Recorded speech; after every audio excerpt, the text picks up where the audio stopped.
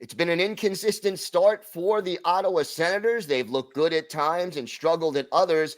Ross Levitan has the latest on the Sens as they prepare to head to Sweden. All that and more on today's Locked On NHL podcast. You're Locked On NHL, your daily podcast on the National Hockey League.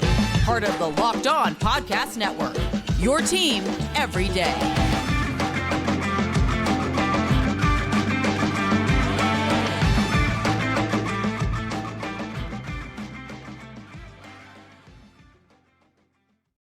Howdy to the Monday edition of the Locked On NHL podcast, part of the Locked On Podcast Network, your team every day. I want to thank everyone who makes Locked On NHL your first listen every day. Don't forget to subscribe or on YouTube or wherever you get your podcasts so you can get new episodes as soon as they drop. And you can find us on SiriusXM on the SXM app. Just do a search for Locked On NHL. Today's episode is brought to you by Sleeper. Download the Sleeper app and use promo code Locked On NHL to get up to a $100 match on your first deposit. Terms and conditions apply. See Sleeper's terms of use for details. It is my pleasure to welcome back to the show the co-host of Locked On Senators, Ross Levitan. And Ross, a little bit of an inconsistent start to the season for the Sens. What's gone right and where are they struggling?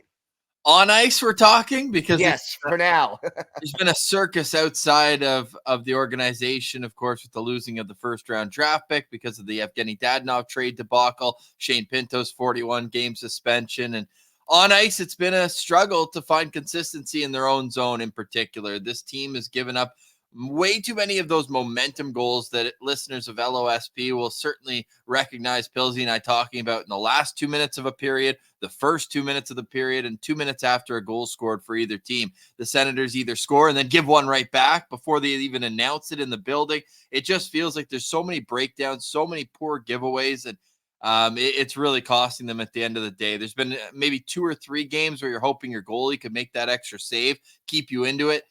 But this team, they haven't really started on time a lot. They've been down. They were down 5-1 to Buffalo. They make it respectable 6-4 loss. They're down 3-0 to LA late. They make that 3-2. So they're making these games look respectable on the scoreboard. But at the end of the day, a loss is a loss. And this is a fan base that is past moral victories. They're past the fact that the offense looks great. They just want results consistently, and it just has not happened yet, Gil. How much do you think the off-ice problems or issues are affecting the on-ice performance? Yeah, it's a great question. I think if we were to power rank it, the number one would probably be the fans making their feelings known. After the game against LA last Thursday, this team was not only booed off the ice, but they were also chanting "Fire DJ" to the head coach, DJ Smith, who nobody can say a bad word about DJ Smith, the person. He goes out of his way to support causes. He's wearing his PWHL Ottawa sweater. Like he's very community driven, very amicable in the media.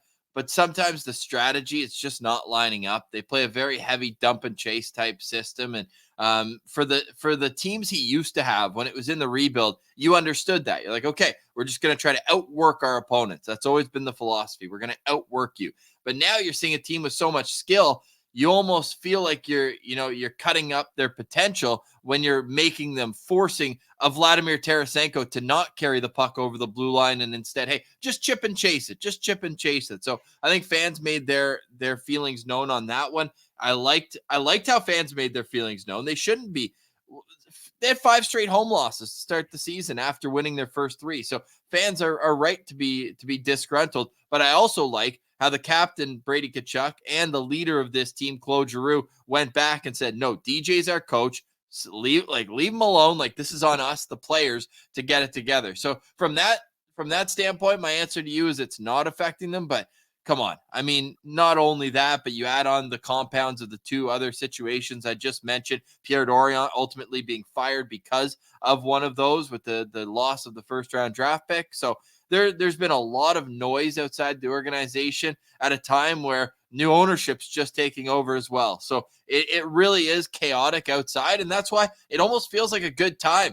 And Sens fans are very wary about going to Sweden. Last time they went to Sweden in 2018, they had just traded for Matt Duchene. Everybody was looking forward to a repeat after they made it to the conference final. What happens? They come home after winning both of those games, and they lose 19 out of 21 games, and their season, their franchise fell apart. So I'm really curious to see how these two games go against Detroit, a divisional matchup on Thursday, and then Saturday against Minnesota, both in Stockholm.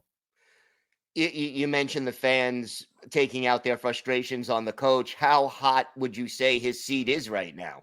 I would have said it's the hottest seat in the NHL, but clearly I would have been wrong, as we're recording this moments after Jay Woodcroft has become the first coach fired this year. Chris Knobloch is going to take over. He's McDavid's old junior coach. So he wasn't a guy whose name's been circulating. There's been rumors all over ever since. I mean, Patrick Waugh interviewed for this job in 2019 when DJ Smith ultimately got it. But now that he stepped away from the Quebec Rempart, where he won a Memorial Cup last year as their head coach and GM, there were some rumors that he was in Ottawa last week. I don't think they would interview for a head coaching job while the coach was still there, but that's made Sens fans start to believe that potentially he could be in the running for a general manager position, because we know that the setup that the Senators are going to have now, and some fans of other teams are like, you think? Like, this has been the way for years. But Ottawa finally has a president of hockey operations for the first time ever, and Steve Staios is going to be in control of what happens with this team. So I would very much welcome Patrick Waugh into the organization in any capacity. You had a Hall of Famer, a 3-time Stanley Cup champion. You're only going to be better, especially I don't think Patty Waugh is going to be accepting defensive lapses the way that, we've seen in Ottawa recently. So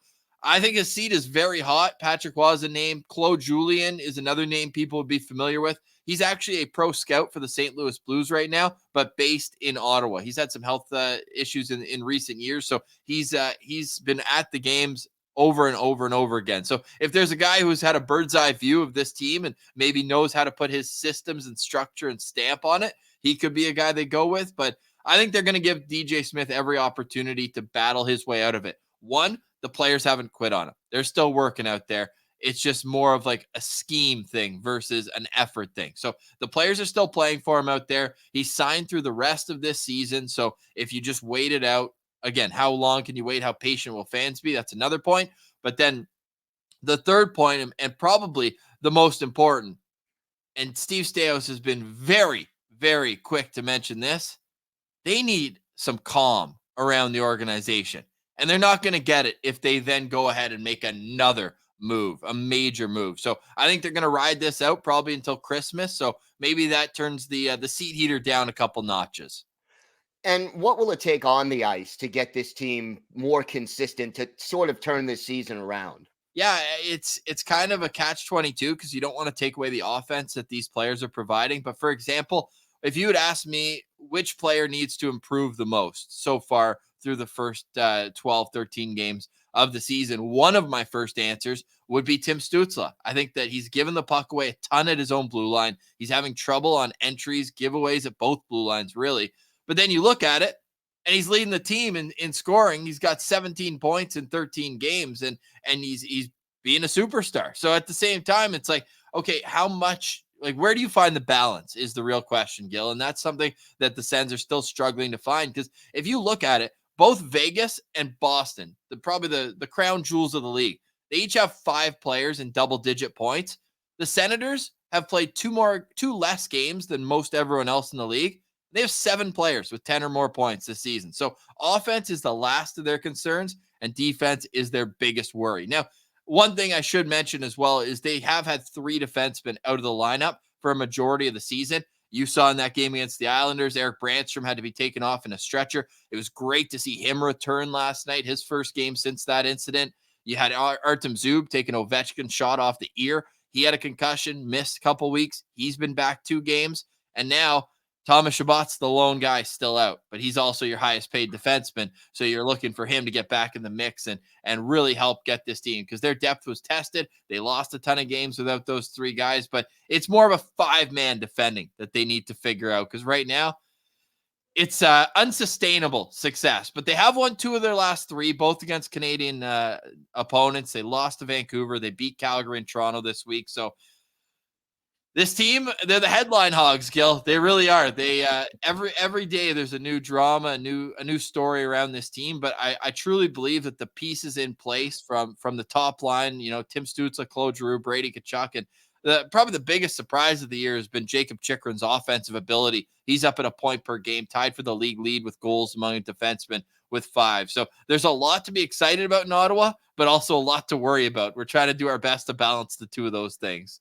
Well, never a dull moment, that's for sure. Maybe you could use a few. But Ross, why don't you tell our viewers and our listeners where they could find the podcast and where they could find you and your co-host on social media? Yes, we're on Twitter at Sen Central, LockedOn.Senators on Instagram. The show is free and available on all podcast platforms, including on YouTube. We're on top of 5 days a week.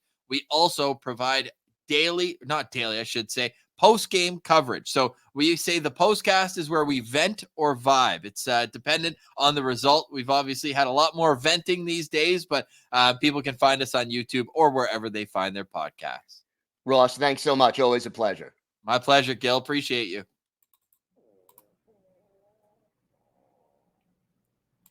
Today's episode is brought to you by eBay Motors. Passion, drive, and patience. What brings home the winning trophy is also what keeps your ride or die alive.